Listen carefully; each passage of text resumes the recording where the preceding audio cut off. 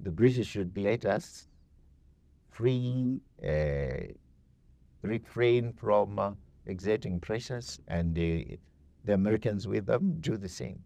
But as long as there is that fight, I am for a fight. I'm getting younger, as I told you, and I still can punch. Robert Gabriel Mugabe, or Comrade R.G. Mugabe as he is like to be addressed, was one of Africa's most recognizable politicians. If the United Nations is to survive, we must be equal members of it.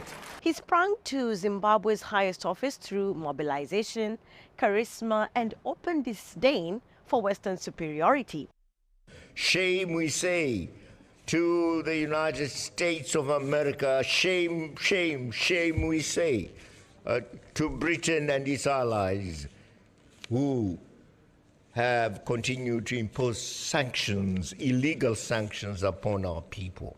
Mugabe was a straight talker, perhaps one of the reasons why Zimbabweans approved of him. But along the way, they lost faith in him, and his empire collapsed like a house of cards. From a liberation hero to a man whose actions in the 1980s opened a can of worms recently, this is the story of Comrade R.G. Mugabe. The one thing that we treasure most is our sovereign right to determine the course of our own destiny. On Sunday, July 14th, President Emerson Mnangagwa announced his government had opened hearings into a 1980s deadly crackdown on the people of Matembeleland, a region in southwestern Zimbabwe. An army operation which took place from 1983 to 1987 left about 20,000 people dead as Mugabe moved in to assert his power. The mission was dubbed Guru Kahundi, a term in the Shona language to mean the early rain that washes away the chaff. Mugabe was from the majority Shona community and the leader of the liberation movement Zimbabwe African National Union, ZANU. His rival, Joshua Nkomo, led the splinter group Zimbabwe African People's Union, ZAPU, which enjoyed support among the minority Ndebele in Matembeleland. In February 1980, during the final days of Britain's rule, Zimbabwe held parliamentary elections. Mugabe's ZANU party won a majority, and on April 18, 1980, Zimbabwe got independence from Britain, and Mugabe, a well-educated politician, was sworn in as prime minister. At the time, Zimbabwe's economy was strong, second only to South Africa in the region.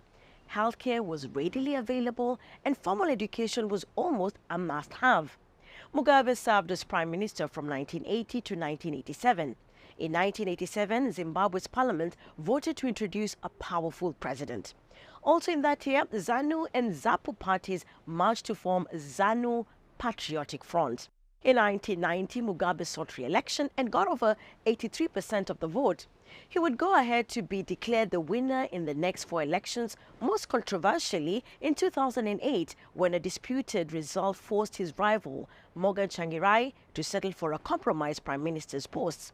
Away from politics, Mugabe's policies rubbed many the wrong way. We are not stopping the land acquisition process. It's going to continue. And there's controversial land reform. Around 4,000 white farmers were forced from their farms between 2000 and 2001. They had taken the land from us without using any legal rules at all. It was seizure by the settlers acting on the strength of a charter given them by Queen Victoria. They got our land, occupied it by force. We are now going to take it by force. We did that, yes, and we were entitled to do it as a government. Mugabe's economic policies, which were criticized as self-harming, saw the country's inflation surge at least 231 million% in late 2008, forcing it to abandon its currency. Corruption, sanctions, and political cronyism blighted Mugabe's legacy. After 37 years in power, Mugabe resigned in November 2017 after military generals moved against him due to power struggles within ZANU-PF.